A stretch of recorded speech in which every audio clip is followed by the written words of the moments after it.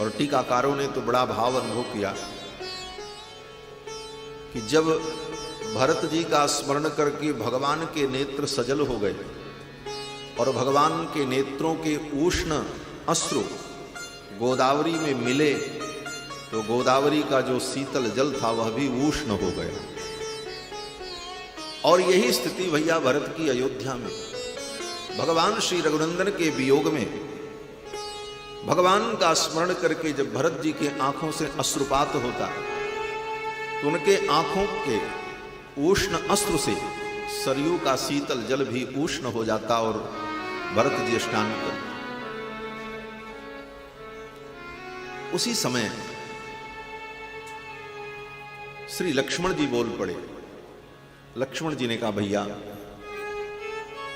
आज तक मैंने यही सुना था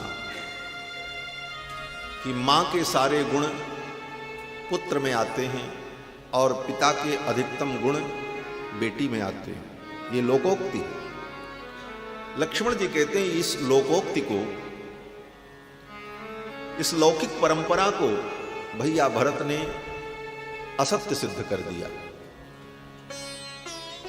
लक्ष्मण जी क्या कहना चाहते थे?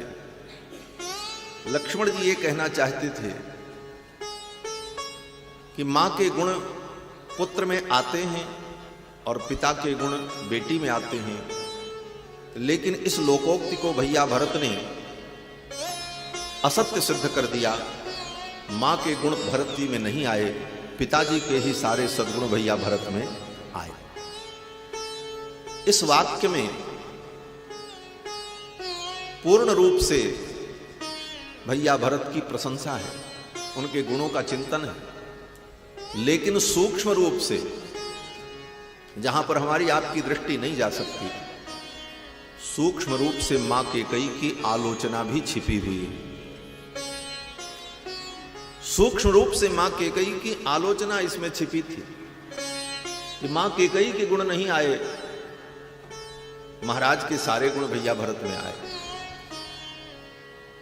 इतना सुनते ही भगवान श्री राम को बड़ी पीड़ा हुई और भगवान श्री राम ने कहा, लक्ष्मण तुम मेरी मां केकई की आलोचना मत करो। नते मध्यमां बातात गर्हितव्या कदाचन। नते मध्यमां बातात गर्हितव्या कदाचन।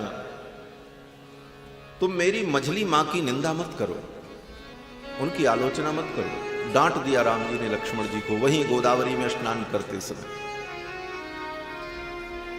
यहां पर केकई मां को मध्यमांबा कहा। मध्यमांबा का मतलब मझली मां। ऐसे केकई जी छोटी हैं, मां कौशल्या प्रथम पट्ट महिषी हैं और द्वितीया श्री सुमित्रा जी हैं और तृतीया महारानी केकई हैं। तो मध्यमांबा तो सुमित्रा जी हुई, लेकिन राम जी कहते हैं कि नते मध्यमांबाता तो गर्हितव्या कदाचन। मेरी मध्यमांबा का, मझली मां का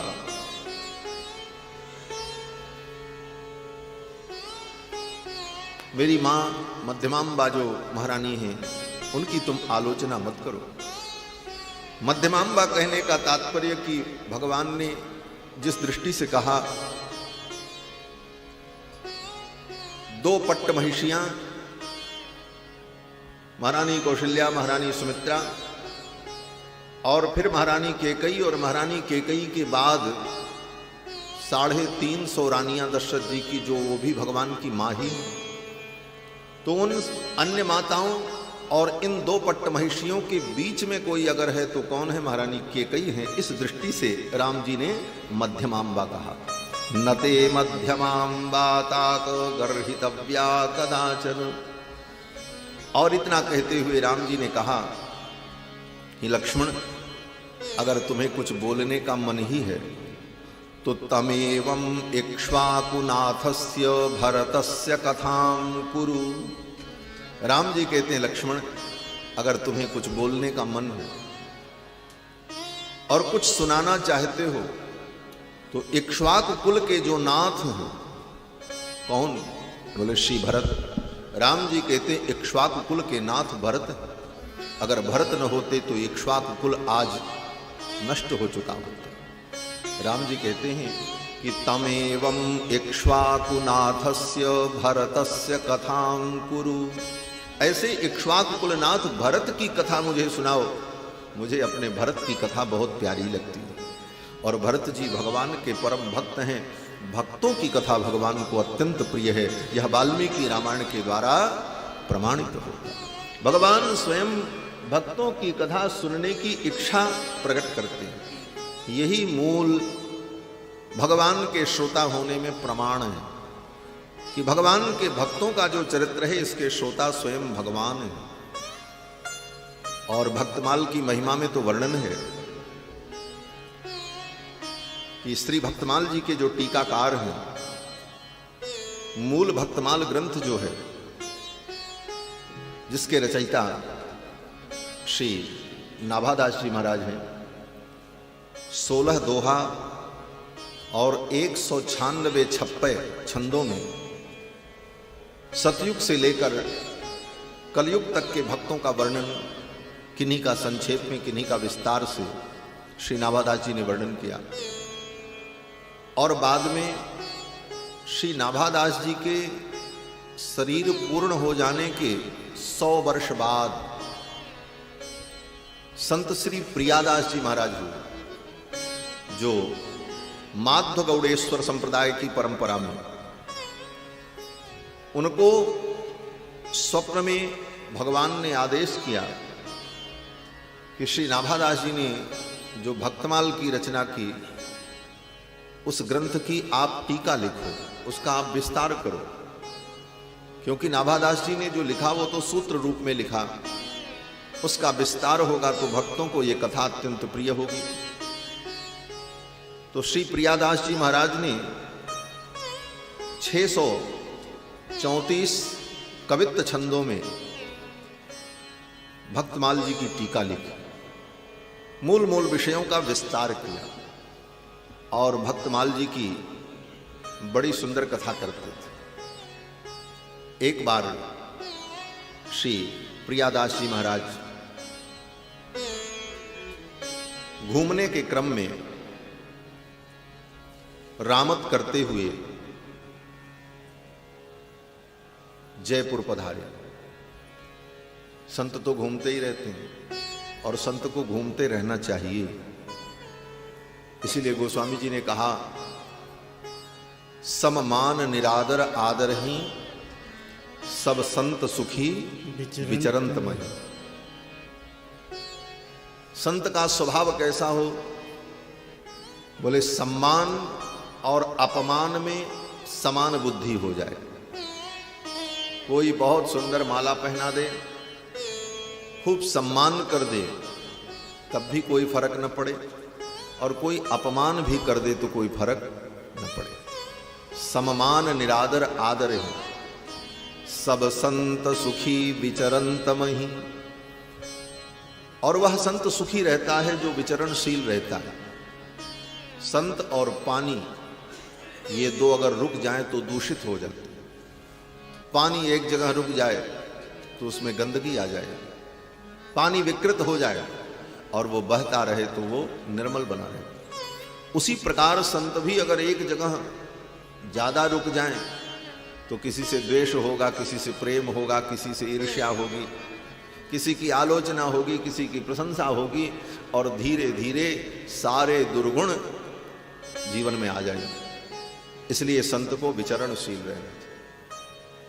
श्री प्रियादास जी महाराज भी भक्तमाल के जो टीकाकार हैं श्री प्रियादास जी, ये विचरण करते हुए अपनी रामत में घूमते घूमते श्री गोविंद देव जी के यहां पहुंचे। जयपुर में श्री गोविंद देव जी का मंदिर बड़ा प्रसिद्ध है और बड़े कृपालु ठाकुर हैं श्री गोविंद देव जी महाराज। वृंदावन की निधियों में एक निधि है। पहले वृंदावन में ही गोविंद देव जी विराजते थे, बाद में जयपुर पधारे। मुगलों के काल में जब दिल्ली के बादशाह ने श्री गोविंद देव जी के मंदिर को तोड़ने के लिए सेना भेजी तो भक्त लोग बड़े दुखी हुए, भगवान को लेकर के कहाँ जाएं। उस समय जयपुर के महाराज ने कहा, आप भगवान को लेकर के हमारे यहाँ आओ, यहाँ उनकी सेवा होगी, हम उनकी सुरक्षा करेंगे। और भक्त लोग भगवान को लेकर के श्री वृंदावन धाम से जयपुर पधारे और महाराज ने अपने ही महल में उनको विराजमान कर दिया और वहीं उनकी सेवा होने लगी। आज भी श्री गोविंद देव जी महाराज वहीं विराजते हैं और बड़े अद्भुत ठाकुर गोविंद देव जी महाराज। श्री गोविंद देव जी महाराज रास बिहारी भगवान हैं। उनके यहां कोई भी भक्त आवे खाली हाथ नहीं जाता। एक बड़ी सुंदर कथा है। एक कोई चोर आया, सब लोग कुछ न कुछ भगवान से मांगते रहे, वो चोर भी बेचारा खड़ा था। वो भी सोच रहा था मुझे मौका मिले तो मैं भी कुछ चोरी करूं। चांदी के बड़े बड़े बर्तन और सेवा के पात्र सब रखे थे, मौका मिल जाए तो कुछ ले जाऊं। लेकिन उसे मौका नहीं मिला तो उस चोर ने गोविंद देव जी को ही प्रणाम किया और कहा, प्रभु आपके यहां सबको मांगने पर कुछ मिलता है, तो मैं भी आपके द्वार पर आया हूं, क्या मैं आज खाली हाथ जाऊंगा? और खाली हाथ जाऊंगा तो मेरे बच्चे क्या खाएंगे? उस चोर ने गोविंद देव जी से कहा कि हे प्रभु, नित्य प्रति थाके आवा, नित्य पर थाने ध्यावा, टावर टूबर भूखा मर्या गोविंदा काई खावा।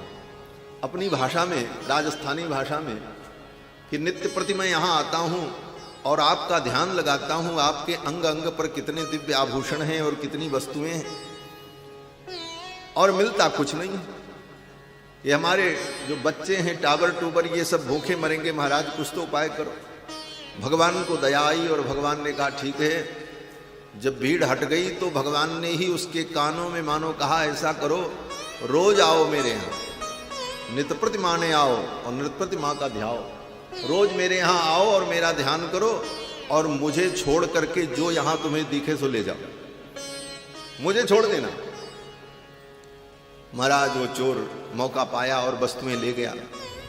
एक बार ले गया, लेकिन भगवान की ऐसी कृपा हुई कि उसकी बुद्धि बदल गई, शुद्ध हो गई और चोरी का कर्म छोड़ दिया और भगवान की भक्ति में लगा और उसका भी कल्याण हो गया। ऐसे श्री गोविंद देव जी महाराज, श्री गोविंद देव जी महाराज के यहाँ श्री प्रियादास जी महाराज घूमते घूमते पहुंचे। वहां के संतों ने कहा कि आप कथा सुनाओ, भक्तमाल की कथा सुनाओ। भक्तमाल की कथा होने लगी।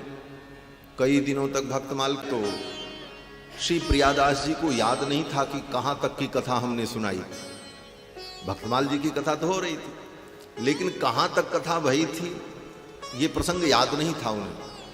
तो उन्होंने श्रोताओं से पूछा कि आप लोग बताओ कहां तक कथा हुई थी, उसके आगे की कथा हम सुनाएं। तो जितने श्रोता थे कोई नहीं बता पाए कि कथा कहां तक हुई थी। अब सब एक दूसरे से चर्चा करने लगे, कहां तक कथा हुई थी हमको भी याद नहीं। तब तक मंदिर में विराजमान भगवान ही बोल पड़े कि कहां तक कथा हुई थी। श्री रैदास भक्त की गाथा, भई कहो आगे अब ना था। श्री रैदास भक्त की गाथा, भई कहो आगे अब ना था। श्री रैदास। मंदिर से भगवान बोल पड़े कि रैदास जी तक की कथा हुई थी, उसके आगे की कथा आप सुनाओ। सब लोगों ने साष्टांग प्रणाम किया भगवान को और प्रियादास जी ने कहा आज निर्णय हो गया। क्या निर्णय हुआ? बोले निर्णय यही हुआ कि श्री भक्तमाल की कथा के श्रोता तो भगवान हैं। भगवान ही सुन रहे थे, बाकी तो सब ऐसे ही आनंद में थे, लेकिन सुना भगवान ने, इसलिए भगवान को याद। भगवान ने कहा यहां तक की कथा हुई है, अब इसके आगे की कथा आप सुनाओ। उसी दिन ये निर्धारण हो गया कि भक्तमाल की कथा के श्रोता भगवान हैं। भक्तों की कथा भगवान को अत्यंत प्रिय है, क्योंकि भक्त भगवान के प्राण के समान है। स्वयं भगवान कहते हैं मम प्राणा हि पांडवाः, ये पांडव जो मेरे भक्त हैं ये मेरे प्राण हैं। और ऐसे भी आगम शास्त्रों में कहा गया कि भगवान के हृदय में जो कौस्तुभ मणि है, वो कौस्तुभ मणि भगवान के भक्तों का समूह है। सारे भगवान के भक्त नित्य कौस्तुभ मणि के रूप में ही भगवान के वक्ष पर विराजते हैं। तो ऐसा ये दिव्य ग्रंथ श्री भक्तमाल जी, इसका नाम श्री नाभादास जी ने भक्तमाल रखा, भक्तों की माला बनाई। भक्तमाल का अर्थ है भक्तों की माला, और भक्तों की माला बनाकर, भक्तों के चरित्र की माला बनाकर के भगवान को धारण कराया। माला में 4 चीजें होती हैं। एक तो मनका होती है जिससे माला बनती है, दूसरा बोले वो धागा होता है जिस धागा में सभी मनकाएं जोड़ी जाती हैं, और फिर माला को जहां पर जोड़ा जाता है वहां पर एक सुमेरु होता है, ये तीसरी चीज होती है। और चौथा बोले उस सुमेर के ऊपर फुदना होता है, फूल लगा रहता है। मनका, सूत्र और सुमेरु और ऊपर फुदना, ये चारों मिलकर के माला बनती। ये भक्तमाल जो है, इसमें ये 4 कौन कौन है? तो श्री नाभादास जी महाराज मंगलाचरण में ही चारों की वंदना करते हैं और कहते हैं कि भक्त भक्ति भगवंत गुरु चतुर नाम बपु एक, इनके पद बंदन किए नासहि विघ्न अनेक। मंगलाचरण में भक्त चतुष्टय की वंदना करते। भक्त चतुष्टय माने एक तो भक्त, दूसरा भक्ति। भक्ति है, भक्त तभी कहलाएगा जब उसके अंदर भक्ति हो। तो भक्त भक्ति, और किसकी भक्ति की जाए? बोले भगवंत, भक्ति भगवान की हो। और इस भक्ति का उपदेश कौन करेगा? बोले गुरु करेगा। इसलिए गुरु, भक्त भक्ति भगवंत गुरु, चतुर नाम बपुए। ये कहने के लिए 4 हैं लेकिन चारों एक ही है। क्यों? बोले भक्त के हृदय में ही भक्ति होती है, और गुरु भी भक्त ही होता है, और भगवान, बोले भगवान भक्त के हृदय में सदा विराजमान रहते हैं। इसलिए भक्त भक्ति भगवंत गुरु चतुर नाम बपु एक। कहने के लिए 4 नाम है लेकिन शरीर एक है, एक ही में है, चारों का स्वरूप दर्शन होता है। भक्त भक्ति भगवंत गुरु चतुर नाम बपु एक। तो ये जो माला बनाई श्री नाभादास जी महाराज ने, भक्तों की माला, इस माला में भक्त ही मनिका है। अनेक भक्त, जैसे माला में अनेक मनकाएं होती हैं, ये भक्त ही मनका है। और भक्ति क्या है? बोले भक्ति सूत्र है जो सबको जोड़ती है, और भक्ति सब मनका के हृदय को पार करके एक एक मनका को जोड़ती है। भक्तों को जोड़ने वाली जो भक्ति है वही सूत्र है इस माला का, भक्तमाला का। और सुमेरु कौन है? बोले सुमेरु गुरुदेव है, आचार्य है। और उस सुमेरु के ऊपर जो फुदना है, जो फूल लगा है, वो क्या है? बोले वही भगवान है। भक्त ही मनका है, भक्ति ही सूत्र है, और सुमेरु ही गुरुदेव है। और सुमेरु के ऊपर लगा हुआ जो फुदना है वो स्वयं भगवान है। यही भक्तों की माला है। और ये माला श्री नाभादास जी ने बनाई। श्री नाभादास जी महाराज अनुभव करते हैं कि भगवान को जो माला प्रिय है भगवान को अत्यंत प्रिय जो माला है उसका नाम बनमाला है। बनमाला भगवान को अत्यंत प्रिय है और बनमाला में 5 प्रकार के फूल गूंथे जाते हैं। तुलसी कुंद मंदार पारिजात सरोरुहैः पंचभिर्ग्रथिता माला बनमाला प्रकीर्तिता। तुलसी, कुंद, मंदार, पारिजात और सरोरुह, इन 5 प्रकार के पुष्पों को मिलाकर के जो माला बनाई जाती है उसी माला को बनमाला कहते हैं, जो भगवान को अत्यंत प्रिय है। श्री नाभादास जी महाराज ने ये जो माला बनाई, इस माला में भक्तों को जो मनिका बनाया, ये भक्त ही फूल हैं, सुमन हैं। और ये भक्त 5 प्रकार के होते हैं। भगवान के भक्तों की कोटि 5 प्रकार की बताई। शांत भाव से भगवान की उपासना करने वाले शांत रस रसिक, और दूसरे दास्य, भगवान को अपना स्वामी और स्वयं को भगवान का दास समझकर दास भाव से भगवान की उपासना करते, और तीसरे सख्य भाव, भगवान को अपना सखा मानकर भगवान से प्रेम करने वाले भक्त सख्य भाव, और चौथा भाव वात्सल्य भाव, भगवान को बालक समझकर उनके प्रति वात्सल्य भाव रखना और वात्सल्य भाव से भगवान की उपासना करना, ये वात्सल्य भाव। और 5वां भाव श्रृंगार भाव, भगवान को अपना प्रियतम समझना, अपने को भगवान की प्रियतमा समझना, जिस भाव से गोपियों ने भगवान की उपासना। भगवान की भक्ति में इन 5 रस का ही महत्व है।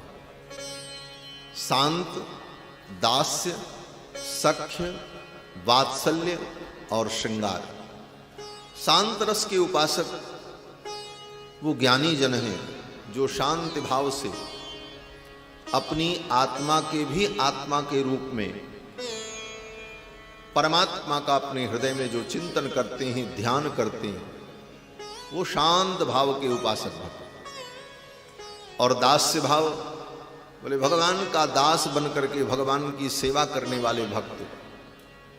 दास्य भक्तों में श्री हनुमान जी महाराज जो कहते हैं कि दासोहम कौसलेन्द्रस्य रामस्याकृष्टकर्मणः हनुमान शत्रुसैन्यानां निहंता मारुतात्मजः। दास्य भाव, हम भगवान के दास हैं। और दास भाव की उपासना भी बड़ी महत्वपूर्ण उपासना।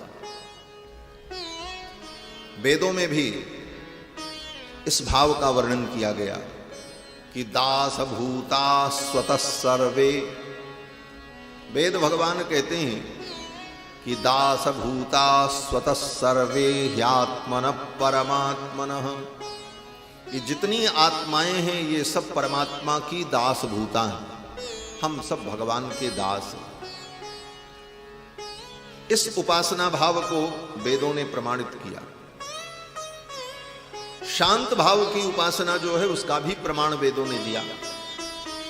वेद भगवान कहते हैं कि पुण्य पापे विधूय निरंजन परमं साम्यमुपैति। शांत भाव, उस परम तत्व को जान करके अपनी आत्मा में ही उस परम तत्व का चिंतन करना, ये शांत भाव। और दास्य भाव और सख्य भाव, भगवान को अपना सखा समझना। सख्य भाव का उपदेश स्वयं भगवान ने दिया श्री रामावतार में। जब विभीषण जी की शरणागति होने लगी तो भगवान ने विभीषण शरणागति के प्रसंग में कहा, वानरों के बीच में पहले लोगों ने विभीषण की शरणागति का विरोध किया। सुग्रीव ने, अंगद ने, मयंद ने, अनेक वानरों ने, मंत्रियों ने, भगवान के जो थे सबने विरोध किया। नहीं, इस समय विभीषण को शरण में लेना, अपनी पार्टी में शामिल करना ठीक नहीं है। जैसे दल बदलू लोग होते हैं, दल बदल करके मौके पर दूसरे दल में शामिल हो जाते हैं, तो कभी कभी उनका विरोध भी होता, भाई इनको शामिल मत करिए। उसी प्रकार भगवान के परिकरों ने, उन वानरों ने कहा, इस समय विभीषण को स्वीकार करना, विभीषण को अपने दल में लेना, ये राजनीति की दृष्टि से अनुचित है, क्योंकि शत्रु का भाई है और रात्रि के 12 बजे आया है और खाली हाथ नहीं आया है, शस्त्र लेकर के आया है। उत्पपात गदा पाणी, विभीषण जी गदा लेकर के आए थे, रात्रि के 12 बजे भगवान की शरणागति कर रहे। वानरों ने कहा, चौथी बात ये कि अकेले नहीं आए हैं, 4 को लेकर के आए हैं। चतुर्भिस्सह राक्षसैहि, इसलिए शंका इनके ऊपर होती है, अकेले आते, निहत्था आते, दिन में आते, तो विचार किया जाता, एक तो रात्रि में, दूसरे मायावी निशाचर और शस्त्र लिए हुए, और अकेले नहीं, 4 को लेकर।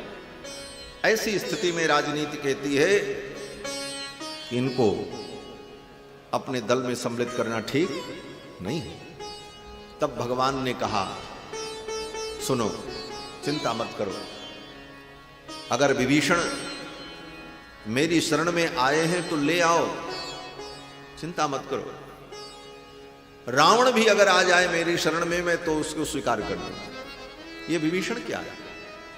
यदि वा रावण स्वयं मेरी शरण में आ जाए तो उसे भी मैं स्वीकार कर लूंगा, और विभीषण आए हैं तो ले आओ। अगर वो शत्रु भाव से आए हैं तब भी ले आओ, और सच्चे में शरणागति करने आए हुए हैं तब भी ले आओ। बोले महाराज, अगर शत्रु भाव से आए हैं विभीषण तब तो अनिष्ट कर सकते हैं। तो भगवान ने कहा, इसकी चिंता मत करो। पिशाचान दानवान क्रूरान पृथिव्याम चैव राक्षसान अंगुल्यग्रेणताम हन्यम इच्छन हरिगणेश्वर। हे वानरराज सुग्रीव, इस पृथ्वी पर जितने निशाचर हैं, जितने असुर हैं, उन सारे असुरों और निशाचरों को मैं अपनी उंगली के अग्रभाग से मार सकता हूं। तुम चिंता मत करो, क्यों टेंशन लेते हो, आने दो। अंगुल्यग्रेणताम हन्यम इच्छन हरिगणेश्वर।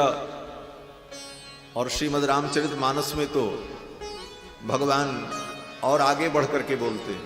भगवान कहते, मेरी क्या बात, पृथ्वी पर जितने राक्षस हैं उनको तो मेरा लक्ष्मण जो है पलक झपकते मार सकता है।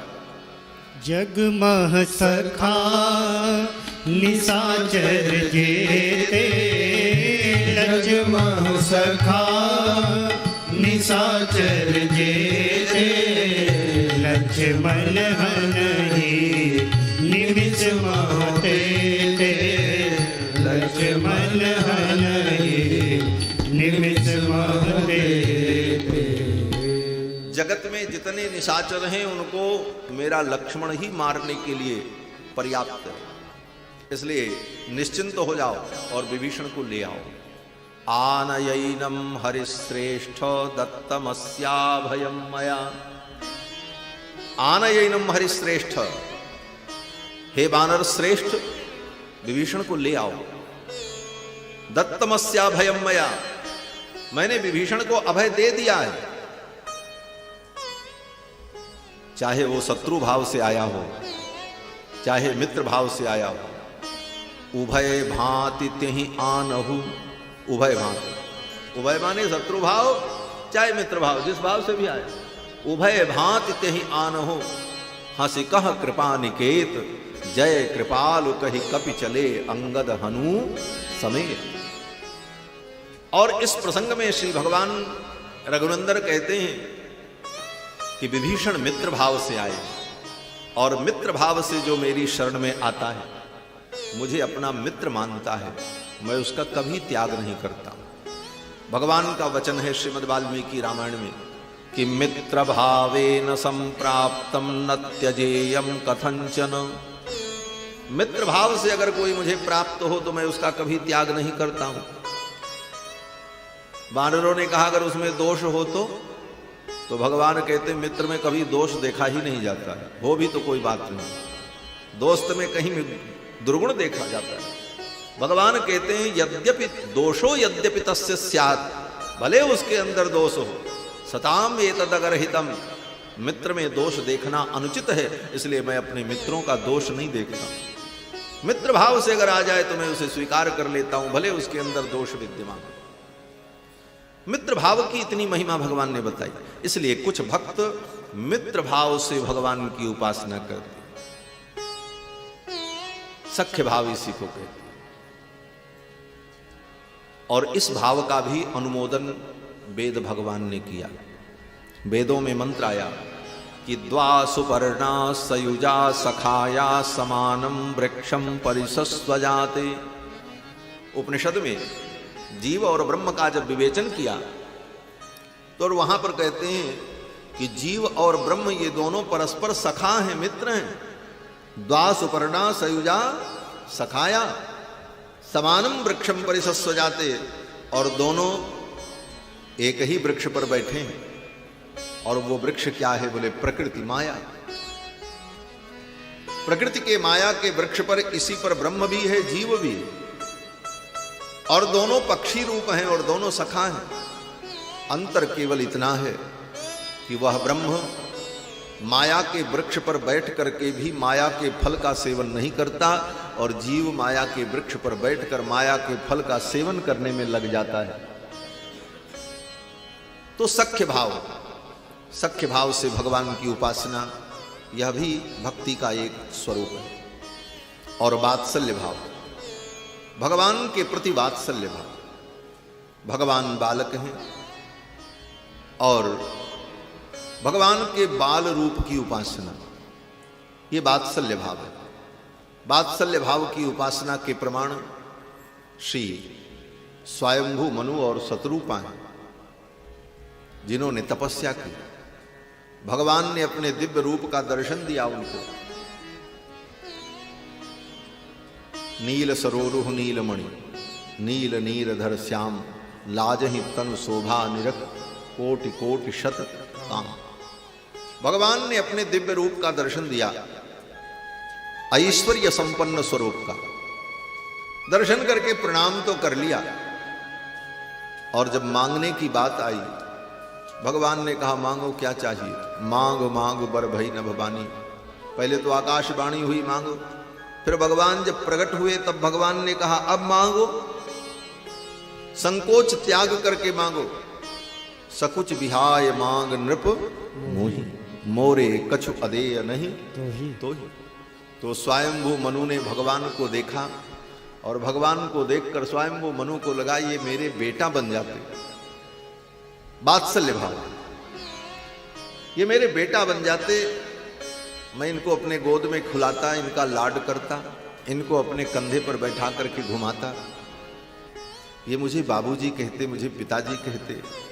ये वात्सल्य भाव स्वयंभू मनु और शत्रुपा के अंदर प्रकट हुआ, और उन्होंने भगवान से कहा कि प्रभु मैं आपसे यही मांगता हूं कि आप मेरे बेटा बन जाओ। दान शिरोमणि कृपा निधि नाथ कहो सत्य भाव।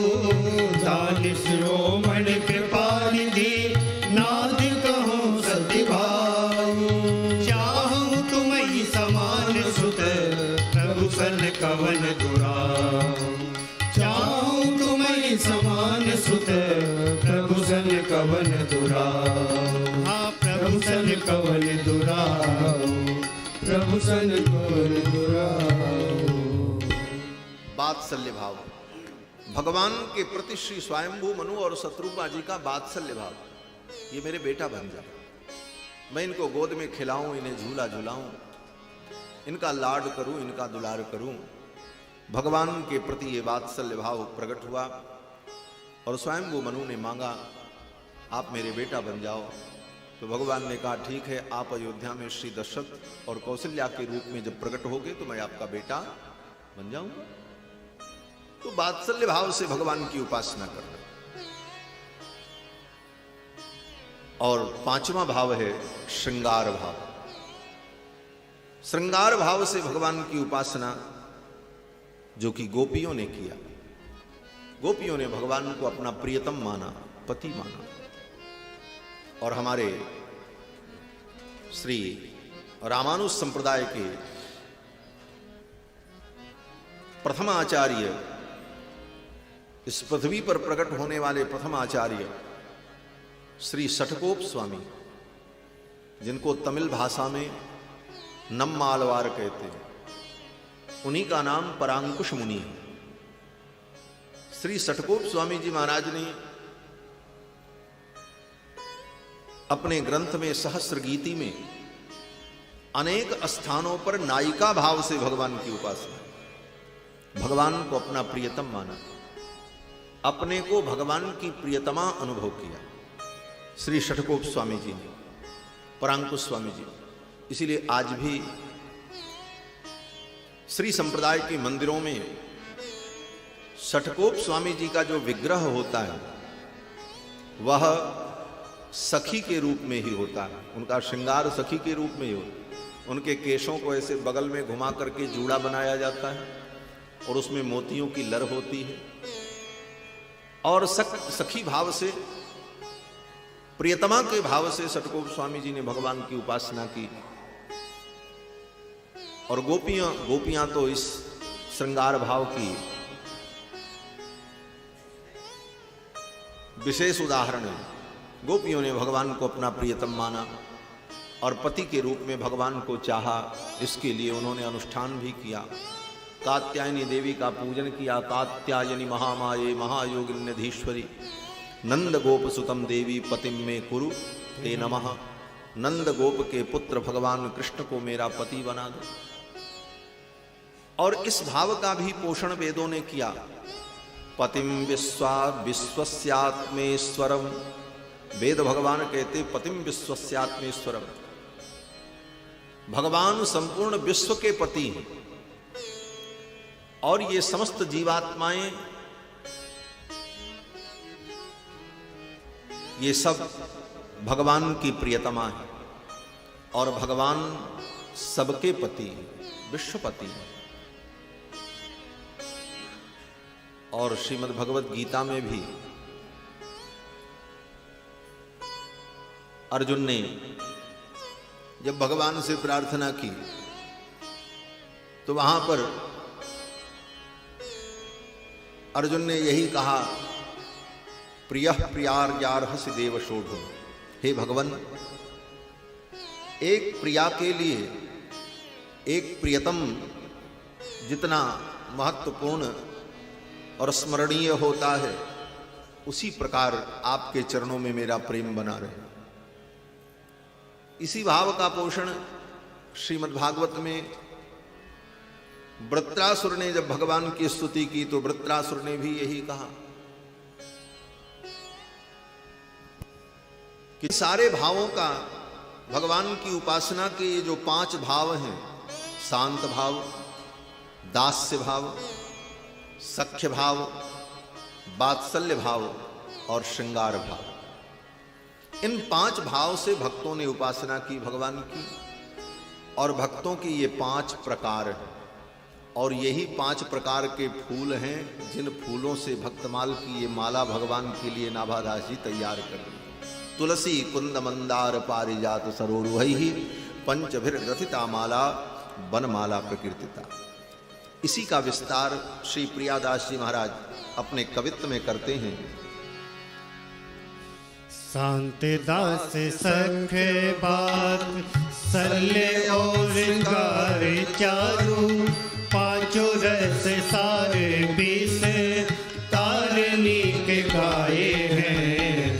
शांत दास सखे बात सल्ले और श्रृंगार चारु, पांचों जानोगे विचारी मन, इनके स्वरूप में मुखले दिखाए हैं। जिनके नाम अश्रु बाते पुलकित गाते कबू,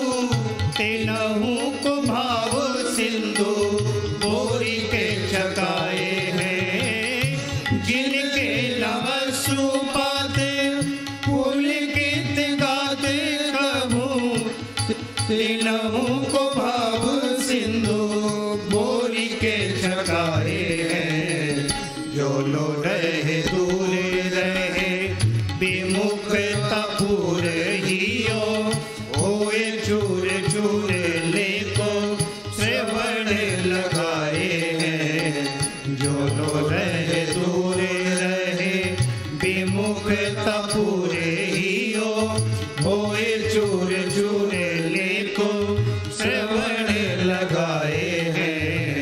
शांत दास सखे शांत दास से सख्य वात्सल्य और श्रृंगार, इन्हीं पांचों रसों का विस्तार भक्तों के चरित्र के माध्यम से भक्तमाल ग्रंथ में होता है।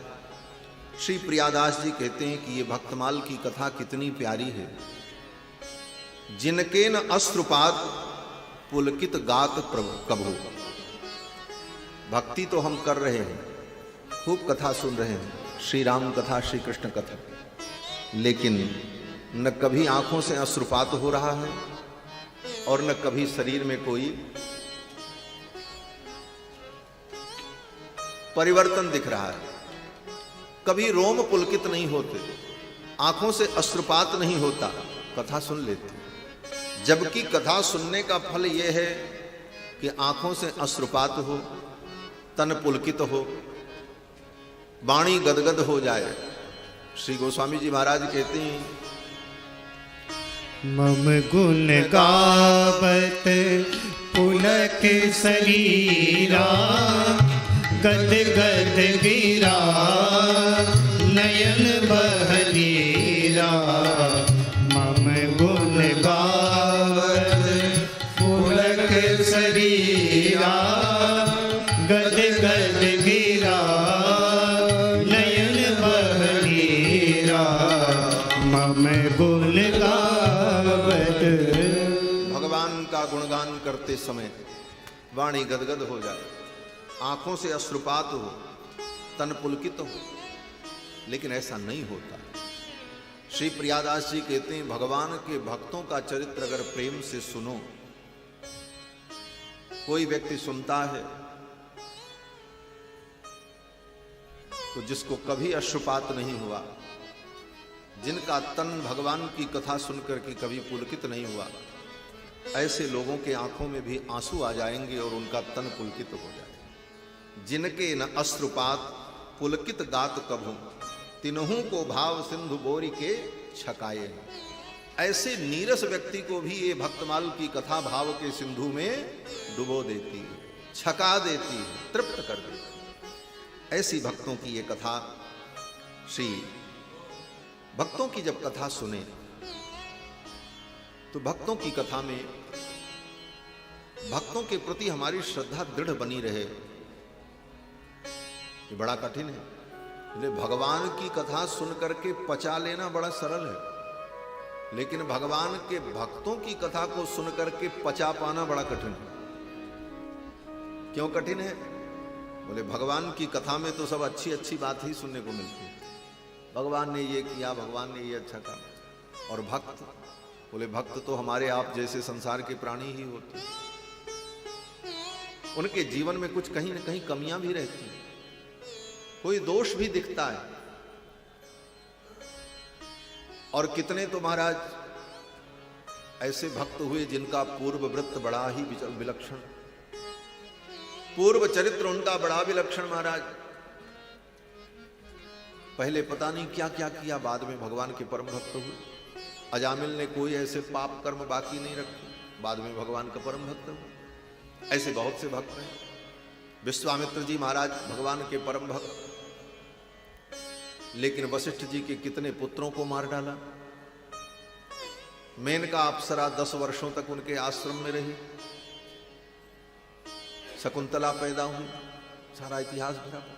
अब उन पूर्व वृत्त को सुनकर अरे ऐसे थे, श्रद्धा नहीं होती, श्रद्धा कभी कभी डिग जाती है।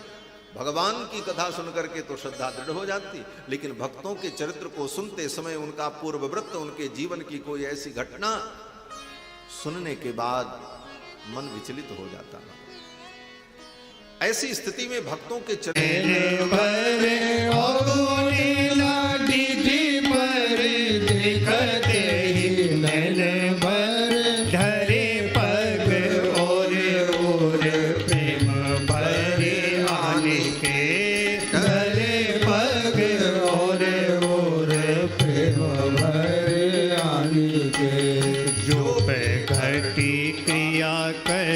दिखियत इन माझ जो पे घटी क्रिया कछु दिखियत इन माझ करिले विचार हरि की इच्छा मानी के करिले विचार हरि की इच्छा मानी के पालक सिंगारी के निहारे माता बालक सिंगारी के निहारे नेहवती माता देते जो टिटोना करो टिट डरे जाने के देते जो टिटोना करो टिट डरे जाने के ओ देते जो टिटोना करो टिट डरे जाने के जोड़ना करो हित डरे जानी को। श्री प्रियादास जी महाराज बड़ी सुंदर जुक्ति बता रहे हैं कि किस प्रकार हम अपनी श्रद्धा को अडिग रखें, संतों के चरणों में हमारी श्रद्धा दृढ़ हो। संत हैं अनंत, गुण अंत कौन पावे जात। संत तो अनंत हैं और अनंत प्रकार के, भगवान भी अनंत हैं और भगवान के भक्त संत भी अनंत हैं।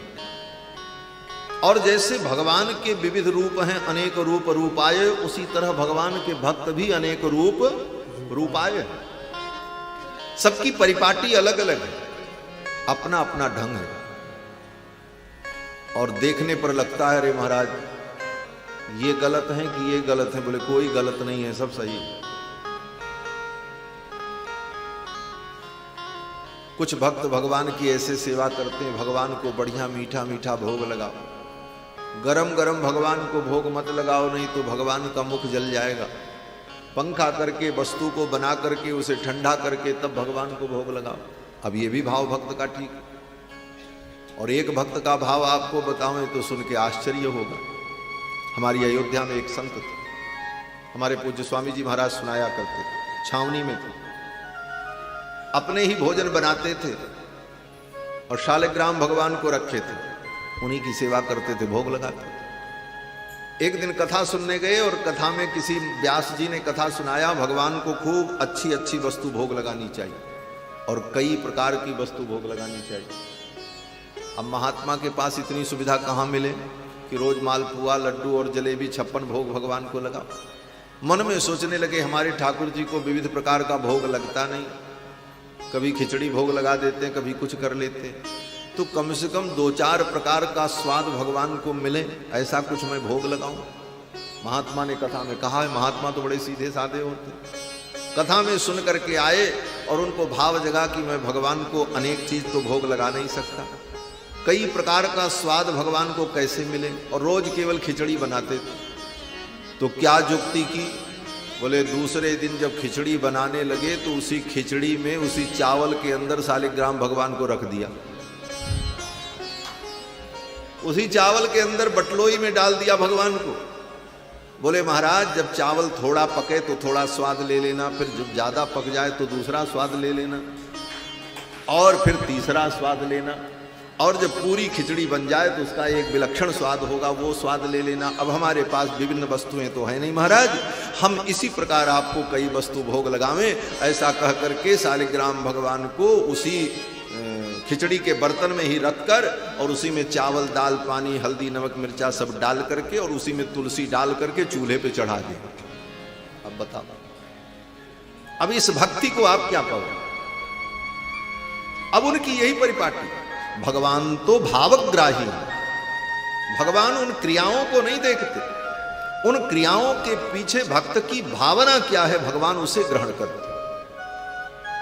भाव का भूखा हूं मैं, भाव ही बस सार है, भाव से मुझको भजे जो भव से बेड़ा पार है। भगवान भाव ग्रहण करते। आप भगवान के सामने जलेबी, मालपुआ, 56 भोग जो रखते हो, वो 56 भोग भगवान नहीं खाते। वो तो सामने रखता रहता और उतना ही रहता और उसी प्रकार आप लेकर के चले आते हो। तो फिर खाया क्या भगवान? भगवान ने खाया क्या?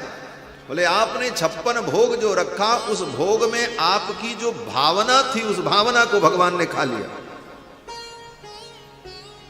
नैवेद्यम पुरतो मह्यम गृह्यते चक्षुषामया।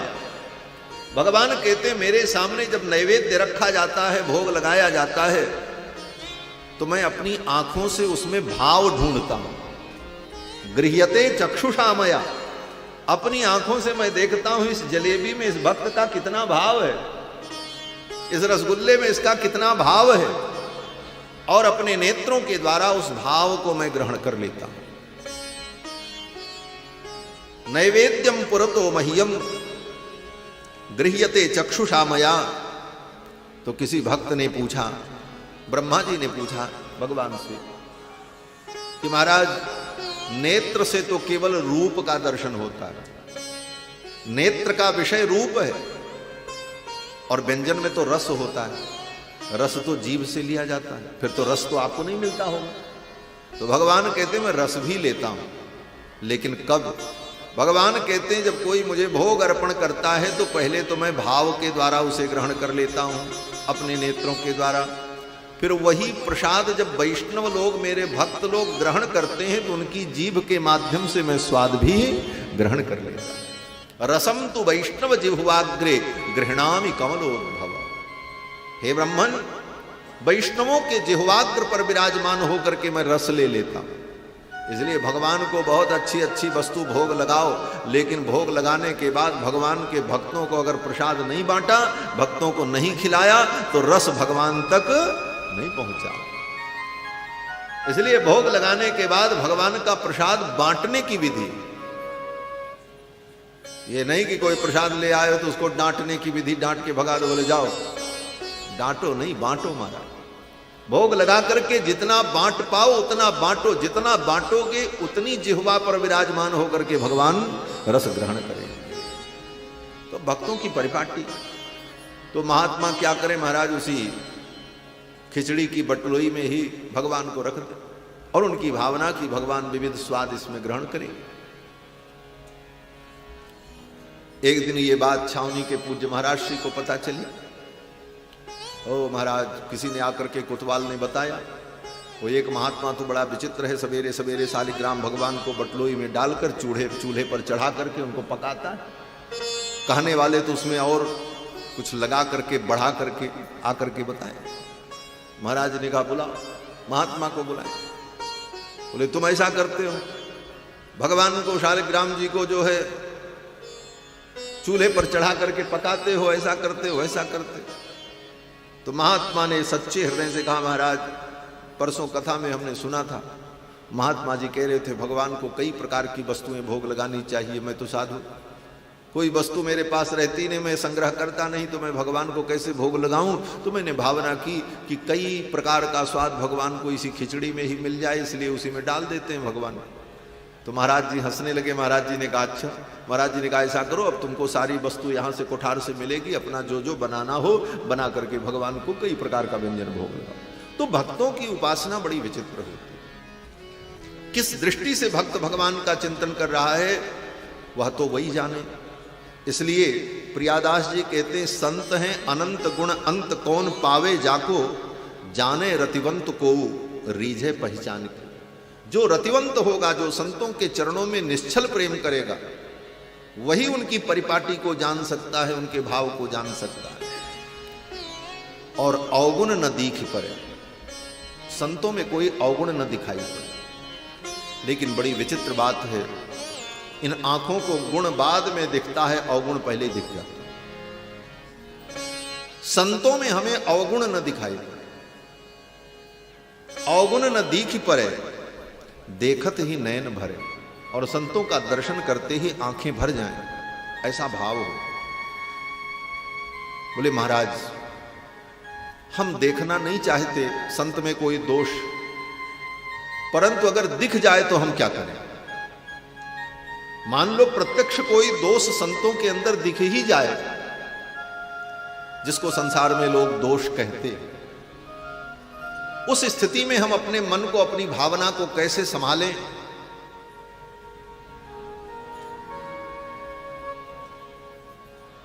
तो पूर्वाचार्यों ने तो बड़ी विलक्षण बात कही। बोले अगर संत सारी मर्यादाओं का पालन करते हो तो ये भावना करो कि ये तो मर्यादा पुरुषोत्तम राम है।